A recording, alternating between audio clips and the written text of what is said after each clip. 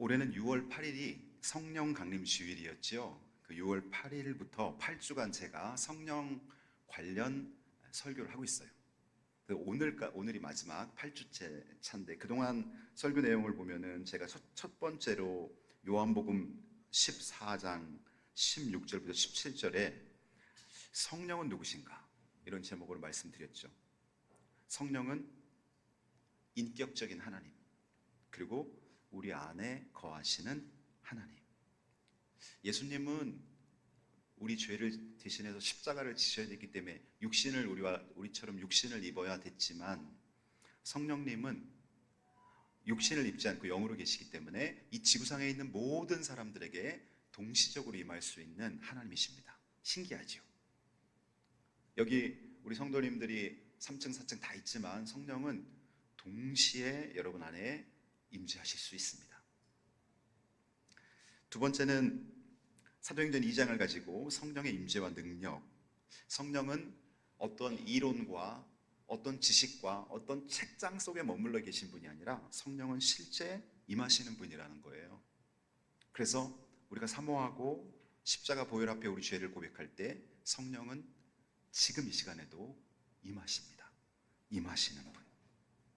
과거에만 임했다면 우리는 절망이죠. 그러나 성령은 지금도 임하고 미래도 사모하는 자들에게 임합니다. 그리고 성령이 임하면 하시는 일은 입을 열어 말하게 한다는 거죠. 그래서 마가의 다락방의 백신 문도들은 방언을 말하고 다른 사람의 방언을 이해할 수 있는 방언의 통역의 은사가 같이 임했어요. 이것은 뭘 말하냐면 세계의 모든 나라의 언어가 다르지만 문화가 다르지만 성령께서 성도들을 통해서 말하게 할 것이다. 선교사들을 모든 지역과 민족에게 파송할 것이라는 하나님의 세계 선교의 비전을 이 방언의 은사를 통해 보여준 것입니다. 3주차에는 제가 사도행전 10장을 통해서 이 고넬료 가정이 구원받는 걸 통해서 누가 성령 받을 것인가? 성령은 두 가지 조건이 충족될 때 보편적으로 임합니다. 물론 특별한 경우는 갑자기 성령이 임하는 경우도 있어요. 근데 보편적으로 성경을 보면 성령은 이 두 가지 조건이 있을 때 임하십니다. 첫 번째 조건, 성령은 거룩한 영이기 때문에 십자가의 복음이 선포될 때 임하십니다. 예수님의 십자가 보혈을 믿을 때 우리 죄가 깨끗해지기 때문에 십자가 복음이 선포될 때 성령이 사모하는 이들에게 임하는 거죠. 두 번째 조건은 듣는 자가 복음을 믿고 성령을 사모해야 돼요. 첫 번째는 십자가의 복음이 선포되는 거, 두 번째는 듣는 이가 이 복음을 믿고 성령을 사모할 때, 이 두 가지 조건만 갖춰지면 성령은 임하시는 것입니다. 4주차에는 잠언 3장을 통해서, 이때가 맥주 감사 주일이었습니다. 그래서 우선순위에 대해서 여러분에게 설교했습니다. 사람들은 다 우선순위를 정해두고 물질을 사용하고요, 시간을 사용하고요, 자기 은사를 사용합니다. 여러분도 마찬가지, 저도 마찬가지예요. 내가 가장 제일 중요하다고 생각되는 곳에 물질과 시간과 또 은사를 사용하죠.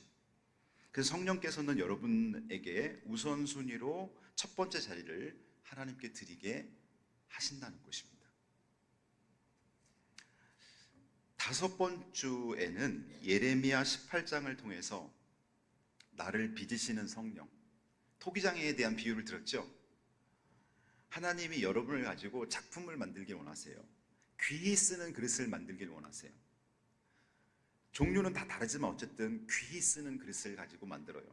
여러분의 가정에 밥을 담을 수 있는 밥공기, 국을 담을 수 있는 국공기, 그 다음에 찌개를 담을 수 있는 냄비, 그 다음에 뭔가를 비빔밥이라던가 냉면을 담을 수 있는 큰 그릇이 있죠. 그러면 이 그릇들은 어떤 게 더 중요하냐, 어떤 게 더 좋으냐, 이런 차원이 아니라 용도대로 쓰는 거예요. 그럼 하나님께서 우리 교회에서 여러분 각자 재능과 여러분 각자 경험과 여러분 은사를 가지고 하나님이 그릇을 만드는데 공통점이 하나 있어요. 그 공통점은 바로 깨끗한 그릇, 순종하는 그릇이 될 때 하나님 쓰신다는 거예요. 여러분, 만일 진흙을 가지고 토기장이가 그릇을 빚는데 주인은 밥 공기를 만들고 싶은데 이 흙은 나는 주전자가 되고 싶어. 그래서 막 버티고 있을 수 있어요? 주인의 손에 자기를 맡기는 거죠. 진흙은 깨끗한 그릇, 순종하는 그릇이 될 때 하나님이 쓰신다는 거예요. 여러분이 가지고 있는 재능을 하나님이 쓰신다는 거예요. 이거는 어떤 재능이 더 좋으냐 그런 차원이 아니라 모든 부분에서 하나님 쓰신다는 거예요. 여러분 몸을 보십시오. 여러분 눈이 있고 코가 있고 입이 있고 손발이 있고 어깨가 있고, 근데 어떤 기관이 더 좋으냐를 놓고 비교한다면 비교하기 참 어렵죠? 왜냐하면 내 몸을 위해서 다 필요한 기관이기 때문에. 하나님도 마찬가지예요, 여러분. 우리 이수교회에서 어떤 성도가 더 좋은 성도인가? 그거는 질문이 되질 않아요. 이렇게 질문해야 돼요. 하나님께서 나를 어떤 용도로, 하나님께서 나에게 어떤 구원 계획과 비전을 갖고 계신가? 이 질문대로 우리가 쓰임 받는 것이죠. 지난주에는 성령 충만의 조건에 대해서 말씀드렸습니다. 지난주에는 갈라디아서 5장을 갖고 육체의 일과 성령의 열매에 대해서 말씀드렸고요. 오늘은 이제 성령이 주시는 꿈, 마지막 시간입니다. 성령이 주시는 꿈. 꿈이 있는 사람과 꿈이 사라진 사람이 있습니다. 꿈은 행복을 주고요. 꿈은 열정을 가져옵니다. 꿈은 일하게 만듭니다. 반면에 꿈이 사라지면 메마른 풀과 같습니다. 요즘처럼 막 기온이 35도 이상 올라가는 그런 이런 뜨거운 장렬하는 태양볕에 어떤 식물이 비 없이 오랫동안 머물게 되면 어떻게 됩니까? 쭉 늘어지고 바짝 메말라서 이제 죽어가죠. 꿈이 없는 사람은 그와 같은 거예요. 그냥 바짝 말라 있는 거예요. 그리고 생동감 있게 하루하루를 사는 것이 아니라 버티는 게 목적인 거예요. 이 사람의 인생은 하루를 버티는 게 목적이 돼버리는 거예요. 꿈이 없을 때. 그런데 이제 이 꿈이 우리 기독교인에게 딱 접목이 되면 여기서 더 나갑니다. 이 꿈이 내 개인의 야망인지 성령님이 주시는 꿈인지 이 차원입니다. 야망은 자신이 영광을 받는 꿈입니다. 부와 인기와 명예를 누리는 꿈입니다. 성령의 꿈은 하나님을 높여드리는 꿈입니다. 그래서 저는 여러분 안에 하나님을 높여드리는 꿈이 생겨나기를 주님의 이름으로 축복합니다. 여러분의 연령과 상관없어요. 여러분이 연세가 70, 80, 90 상관없습니다. 하나님을 높여드리는 꿈이 여러분에게 임하면 성령님이 주신 꿈이에요. 내 짜릿한 육체의 정욕을 만끽하는 꿈은 성령으로부터 온 꿈이 아니죠. 그래서 부와 인기와 명예를 하나님을 위하여 내려놓게 할 수도 있어요. 성령이 주시는 꿈은. 물론 하나님은 여러분을 부하게 하시고 결국은 하나님과 관련된 부분에서 여러분이 하나님을 높일 때 하나님이 여러분을 높여주십니다. 요셉이 그 예입니다. 요셉이 애굽의 국무총리가 돼서 애굽에 임할 7년 풍년과 연이은 7년 흉년을 해석하고 애굽 각지에 곡식 창고를 지어서 애굽이라는 나라를 구해낼 때 요셉이 국무총리가 됐죠. 그때 하나님의 이름도 높였지만 버금 수레를 타고 전국을 돌면서 요셉이 많은 사람에게 존경받게 만들어 주신 분이 하나님이에요. 그래서 우리가 나의 목적을 위해서 명예를 위해서 시작하면 어떨 때는 하나님이 나를 낮추십니다. 근데 하나님의 영광을 위해서 처음부터 디자인돼서 시작하면 하나님을 높임과 동시에 하나님이 나를 높여주십니다. 여기 순서가 어긋나면 안 되죠. 그래서 우리는 성령이 주신 꿈을 가져야 된다는 거예요. 오늘 본문 28절을 보세요. 그 후에 내가 내 영을 만민에게 부어주리니. 여기서 내 영이 바로 성령입니다. 하나님의 영, 성령. 성령은 몇 가지 이름이 있어요. 첫 번째, 하나님의 영. 두 번째, 그리스도의 영. 세 번째, 보혜사. 이 성령은 특정 계급이나 특정 민족에만 부어주는 것이 아니라 만민에게 부어주니 너희 자녀들이 장래일을 말할 것이며 너희 늙은이는 꿈을 꾸며 너희 젊은이는 이상을 볼 것이며. 그런데 여러분, 이 말씀이 선포될 당시 요엘 선지자가 이 말씀을 선포할 때 이스라엘이라는 나라는 절망 그 자체였습니다. 메뚜기 떼가 곡식들을 다 갉아먹고, 지금 같은 우리 이런 콘크리트 건물, 그리고 반도체를 수출하는 이런 제조업 시대를 살고 있는 대한민국에 메뚜기 떼가 와도 농촌에는 타격을 줄 수 있지만 전 국민이 힘들어하진 않을 거예요. 그러나 여러분, 성경이 기록된 수천 년 전에 농경문화 사회 속에서 메뚜기 떼가 곡식을 다 갉아먹으면 그들은 나무 뿌리를 캐 먹을 수밖에 없는 아주 고통스러운 상태에 처하게 되는 거죠. 그래서 이스라엘 백성들은 정말 생존조차 위태로운 그런 상황 속에서 이 요엘 선지자의 희망의 메시지를 듣게 되는 거예요. 우리나라로 말하면 6.25 전쟁 후에 정말 모든 대한민국의 강산이 다 폐허가 된 그런 상황이라고 생각하시면 됩니다. 지금 이스라엘과 가자 지구의 전쟁으로 인해서 가자 지구 그 건물들을 보세요. 다 무너지고 다 구멍나고, 그 백성들이 너무 불쌍하지 않습니까? 러시아와 우크라이나 3년 전쟁으로 인해서 우크라이나 곳곳이 건물들이 다 무너지고 사람이 죽고, 이런 상황이라고 여러분 생각하시면 돼요.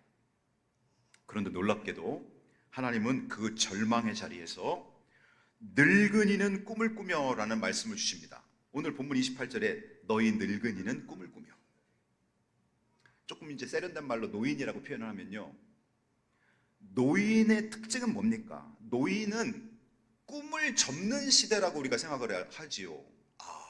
50대 60대 열심히 살다가 노인이 되면 이제는 꿈을 내려놓고 자기 건강관리하면서 사는 시기야.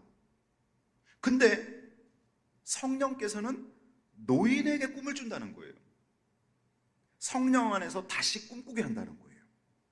인생을 마무리하려는 사람에게도 성령은 새로운 출발을 열어주신다는 거예요. 다 끝난 줄 알았던 인생에 성령이 찾아오면 다시 살아갈 이유가 생긴다는 거예요. 노인이란 나이를 정확히 시대마다 바뀌기 때문에 몇 살로 규정할지 모르겠지만, 주중에 한우리교회 담임 목사님이 저에게 전화를 했어요. 자기 교회에 실버 성경학교를 처음으로 연다는 거예요. 그동안 우리는 유치부 성경학교, 아동부 성경학교, 청소년부, 청년부 성경학교가 있었는데 요즘에는 이제 실버 성경학교가 생겨가지고 70, 90 세대에게 꿈을 심어주는, 그래서 9월 11일, 12일 1박 2일로 실버 성경학교를 하는데 저보고 강사로 와달라는 거예요. 그래서 어르신들한테 무슨 말씀을 전해야 될까? 주제를 딱 정해줬어요. 성령 충만한 노년.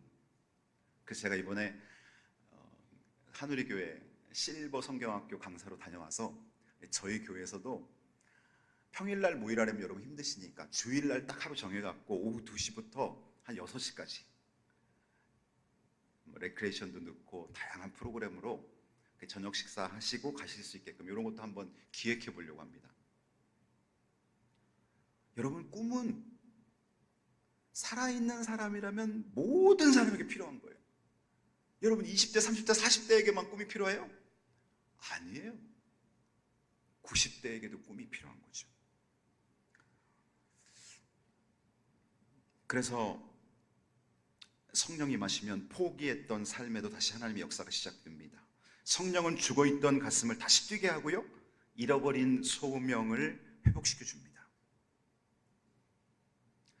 성령은 꿈을 잃은 자에게 다시 꿈을 주신다. 다시라는 말이 너무나 은혜롭죠.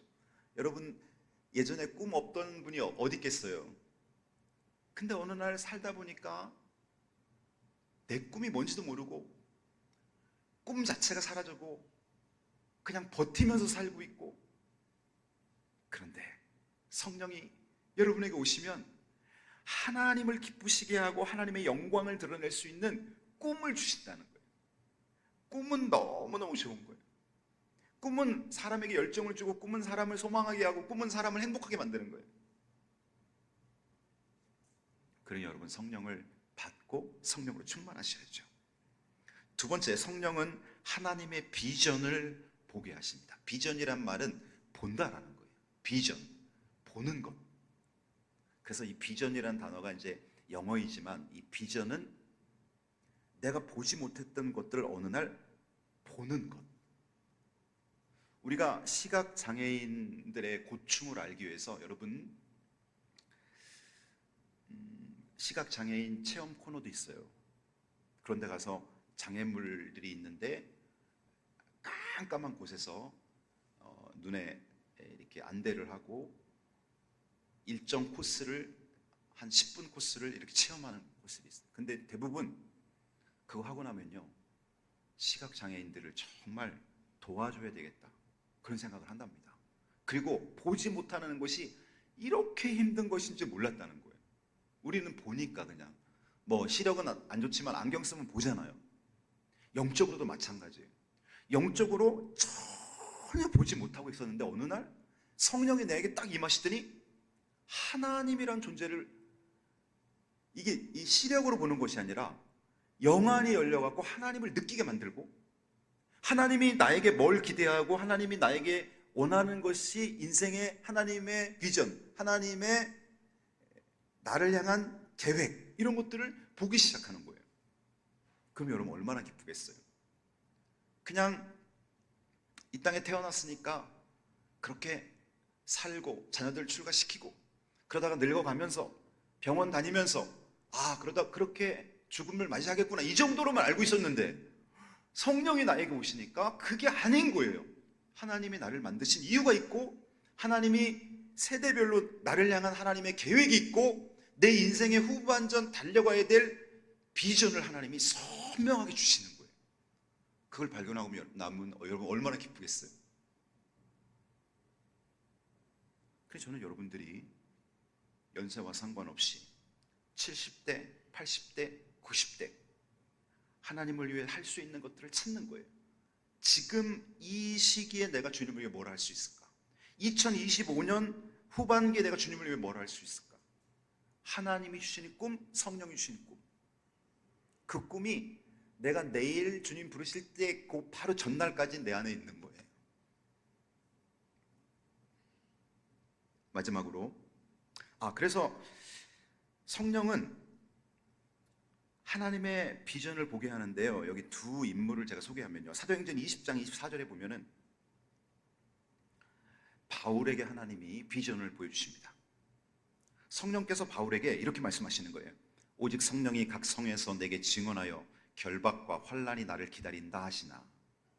왜 성령께서 바울에게 결박과 환난이 너를 기다린다 이렇게 말했을까요? 그것은 바울이 앞으로 감당해야 될 사명이 이방인들을 전도하는 비전을 하나님이 바울에게 준 거예요. 그걸 주면서 너 이방인들에게 전도해, 그러면 너 편안하게 생활할 거야, 이렇게 말하지 않고 네가 전도하는 과정 속에서 결박될 수도 있고 감옥에 갇혀서 환난받을 수도 있다. 결박과 환난이 너를 기다린다. 그러면 어떤 마음이 들까요? 전 못하겠습니다. 근데 바울은 뭐라고 말했어요? 24절 보세요. 내가 달려갈 길과 주 예수께 받은 사명, 곧 하나님의 은혜의 복음을 증언하는 일을 마치려 하면은 나의 생명을 조금도 귀한 것으로 여기지 아니하노라, 이렇게 말한 거죠. 비전을 본 사람은 결박과 환난이 그렇게 두렵지 않다는 거죠. 왜냐하면 하나님이 나와 함께 하시고 하나님이 이 일을 시키셨고, 그렇다면 모든 순간에 하나님이 나를 통해 일하실 걸 알기 때문에 결박과 환난이 두려운 건 아닌 거죠. 저는 여러분에게 이러한 하나님의 성령의 임재와 성령이 이끄시는 삶이 충만하게 열리기를 주님의 이름으로 축복합니다. 그 다음에 한 명이 또 출애굽기 3장 12절에 보면 모세라는 사람입니다. 모세는 40년 동안 이집트 왕자로서 왕궁에서 자랐습니다. 그는 자기 백성이 고통받는 걸 보면서 애굽인이 히브리인을 치는 걸 보면서 그는 애굽인 관리를 감정을 절제하지 못하고 살인하는 죄를 범하게 됩니다. 이 죄를 인해서 바로를 피해서 미디안 광야에서 양을 치는 일을 하면서 은둔 생활을 40년 하게 됩니다. 모세 나이 80세 때 하나님의 때가 도래하자, 여기서 말하는 하나님의 때, 우리가 말하는 카이로스입니다. 하나님이 모세를 출애굽 지도자로 세우는 그 때, 이게 하나님의 타이밍이에요. 여러분에게도 하나님의 타이밍이 있어요. 어떤 사람은 하나님의 타이밍이 20, 30대 오고요. 어떤 사람은 하나님의 타이밍이 5, 60대 오고요. 연세 드셔서도 각 분야에서 하나님의 타이밍이 있습니다. 떨기나무에 불꽃이 일었는데 보통 불은 한 5분, 10분 있으면 확 타올랐다가 이제 소화가 돼야 되잖아요. 근데 계속 붙어 있는 거예요. 너무 신기해서 가봤더니 이 불은 하나님의 임재를 상징하는 불이었던 거예요. 그러면서 하나님께서 모세에게 이렇게 말합니다. 하나님이 이르시되 내가 반드시 너와 함께 있으리라. 내가 그 백성을 애굽에서 인도하여 낸 후에 너희가 이 산에서 하나님을 섬기리니 이것이 내가 너를 보낸 증거니라. 모세는 자기가 애굽인을 죽인 것이 그냥 실수로 끝나는 줄 알았더니 그게 아니었던 거예요. 모세는 실수했지만 그 실수를 통해서 바로로부터 피난하게 하셨고, 미디안 광야에서 은둔 생활하면서 바로에게 모세가 발각되지 않게 보호했던 이 모든 과정이 하나님의 기다림과 하나님의 계획이었던 거예요. 그러나 하나님의 시간대가 도래하자 하나님은 모세를 출애굽 지도자로 세우십니다. 맨 마지막 부분 보세요. 이것이 내가 너를 보낸 증거니라. 따라해 보세요. 시작. 이것이 내가 너를 보낸 증거니라. 아멘. 저는 여러분들이 이수교에 오셔서 시골 교회에서도 신앙생활 하시고 도시에 와서도 신앙생활 하시고 이사해서 또 이수교에 오신 분도 계시고,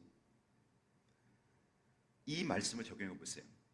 이것이 내가 너를 이수교회에 보낸 증거니라. 이것이 내가 너를 이수교회에서 집사로, 권사로, 장로로 너를 세운 증거니라. 이런 고백이 여러분에 있길 바랍니다. 우리 윤현집 집사님에게 적용하면 이것이 내가 너를 이수교회에 보내서 할렐루야 성가대를 맡게 한 증거니라. 여러분의 역할을 적용하시기 바랍니다. 늘 어디론가 뜰 준비만 하지 마시고, 하나님이 이곳에 나를 보낸 증거. 그래서 어떤 분은 늘 가방 메고 있다 그러더라고요. 뜰 준비를 하고 계시다는 거예요.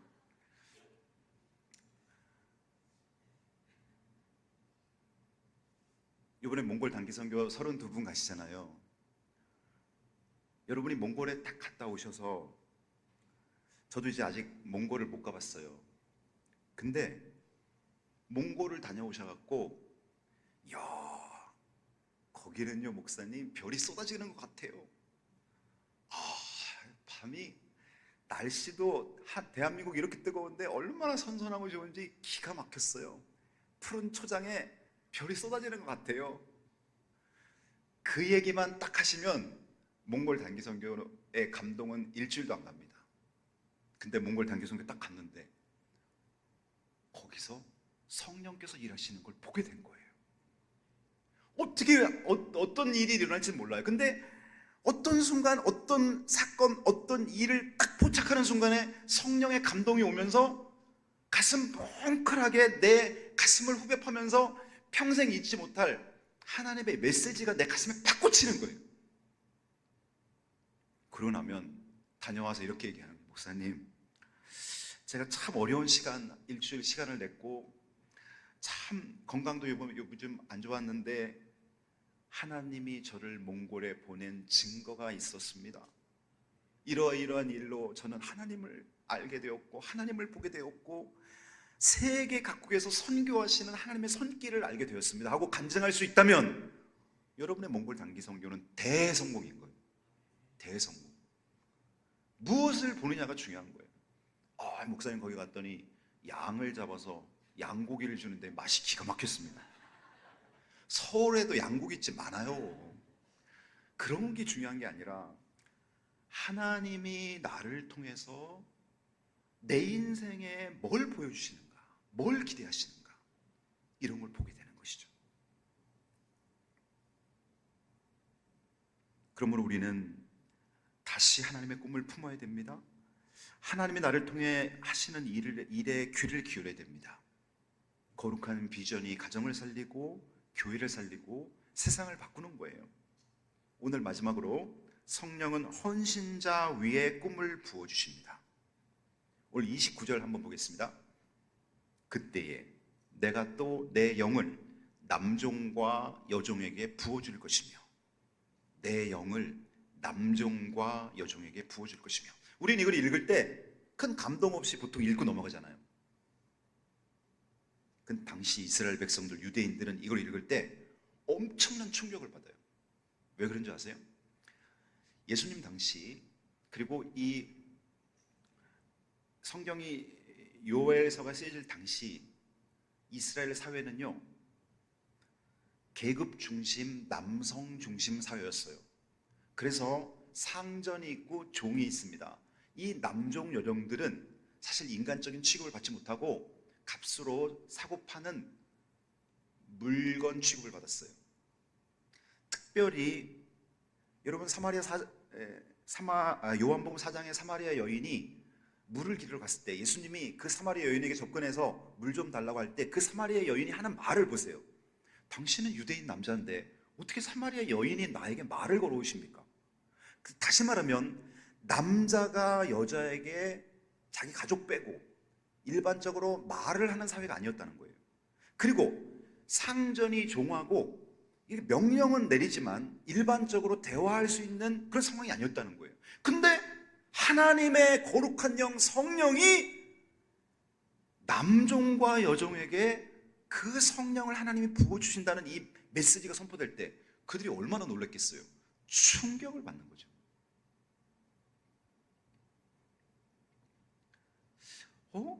하나님이 종에게도 성령을 주셔? 깜짝 놀라는 거죠. 여기서 우리가 뭘 알 수 있습니까? 하나님이 이렇게 말씀하시는 거죠. 나는 갈망하는 자 위에 내 영을 부어줄 것이야. 나는 준비된 자를 찾고 있다. 순종하려는 심령 위에 나는 성령의 꿈을 심어줄 것이다. 하나님은 우리의 신분과 조건, 배경을 보지 않습니다. 오직 마음을 보십니다. 갈망하는 심령, 헌신하는 심령, 기다리는 심령, 순종하는 심령. 여러분, 과거에 우리가 70년대 부흥회도 많았고 연초라던가 이렇게 휴가철이 되면 한월산 기도원, 흰돌산 기도원, 무슨 기도원마다 계곡마다 메어 터졌어요. 사람들이 은혜 받으려고. 그래서 여러분 성령 받은 거예요. 그때 사람이 지금 사람보다 더 착하기 때문에 성령 받은 거 아니에요. 지금 아이들이 그때 우리 세대, 우리 부모님 세대보다 더 기질적으로 뭐가 나서 성령 들쳐가는 거 아니에요. 차이점이 있다면 사모함을 잃어버렸다는 거죠. 사모함이 있으면 지금 당장이라도 1907년 평양 대부흥이 오늘날 대한민국에 임하는 거예요. 사모함이 필요합니다. 사모함을 잃어버렸습니다. 예배 드릴 때 정말 막 세포가 살아나듯이, 그리고 내 마음이 뜨끔뜨끔하고 어떨 때는 막 기쁨과 감격으로 막 충만하고, 이런 걸 여러분 매주 느끼셔야 돼요. 하나님의 말씀을 사모해서 정말 내 몸에 조금도 미동도 없이 쫙 하나님의 말씀으로 빨려 들어가면서 성령을 사모하는 그 간절한 기도와 나의 죄와 연약함을 십자가 보혈 앞에 자복회거하면서 통회의 눈물이 있는 그런 예배가 이루어져야 되는 것입니다. 성령은 남종과 여종에게도 부어진다 그러잖아요. 오늘 우리가 할 일은 단순합니다. 마음을 활짝 열고 성령님께 고백하는 것입니다. 주님, 저에게도 부어주시옵소서. 이 무력한 심령 위에 주의 영으로 임하소서. 제게도 하나님의 거룩한 꿈을 주시옵소서. 꿈이 필요한 거예요. 꿈이 있는 사람은요, 조금 물질적으로 힘들어도 괜찮습니다. 이겨낼 수 있습니다. 꿈이 있는 사람은 내 몸에 만성 질고가 있어도 이겨내고 갑니다. 근데 꿈이 없으면, 아무리 건강하고 아무리 재정적으로 든든해도 꿈이 없으면요, 사람이 무기력해지고 우울증이, 갖가지 많은 무기력함이 몰려올 수 있습니다. 꿈이 필요합니다. 우리는 때로 모든 것을 잃어버린 것처럼 느낄 때가 있지요. 삶이 무의미하게 여겨지고 하나님이 침묵하시는 것처럼 느껴질 때가 있습니다. 그러나 하나님의 응답은 분명합니다. 내가 내 영을 너희에게 부어주리라. 그러면 너희는 다시 꿈을 꾸게 될 것이다. 이 다시라는 말에 오늘 여러분 소망을 가지세요. 한때는 나는 꿈이 있었어. 근데 여러분, 그 꿈을 이루지 못했거나 그 꿈이 날아갔잖아요. 절망하지 마세요. 하나님이, 성령이 나에게 오시면 지금 상태에서 다시 꿈을 준다는 거예요. 여러분, 운전하시는 분은 다 알아요. 내비게이션에 따라 우리는 운전해요. 200m 앞에서 좌회전, 잠깐 이야기하다가 좌회전 못하고 우회전 못하고 직진합니다. 그럼 끝난 게 아니에요. 바로 조금 있다가 그 위치에서 다시 안내 방송이 시작됩니다. 거기에서 또 시작되는 거예요. 성령님 마찬가지예요. 내가 내비게이션에 순종하려고 하는 자세만 있으면 내비게이션은 계속 그 위치에서 가장 빠른 길을 안내합니다. 성령님 마찬가지예요. 내가 하나님을 인정하고 하나님을 믿고 하나님 말에 순종하려고 하면 지금 있는 나이와 상황 상관없어요. 그 위치에서 가장 하나님께 영광 돌릴 수 있고 가장 하나님이 기뻐할 수 있는 비전을 나에게 하나님 주신다는 거예요. 이것이 바로 성령이 주신 꿈입니다. 신세 한탄하지 마세요. 지나간 과거 후회하지 마세요. 내가 왜 40대 50대 다 날렸는가 이런 생각하지 마세요. 지금 위치에서 성령이 오시면 일하게 하십니다. 그분은 무너진 심령을 회복시키고 죽은 꿈을 되살리시며 거룩한 비전을 주십니다. 그래서 우리는 이 고백을 하면서 주님께 나아갑니다. 성령님, 내게 임하소서. 깨진 꿈, 꺼진 꿈을 다시 살려주시옵소서. 하나님의 거룩한 꿈으로 다시 살게 하옵소서. 기도하겠습니다.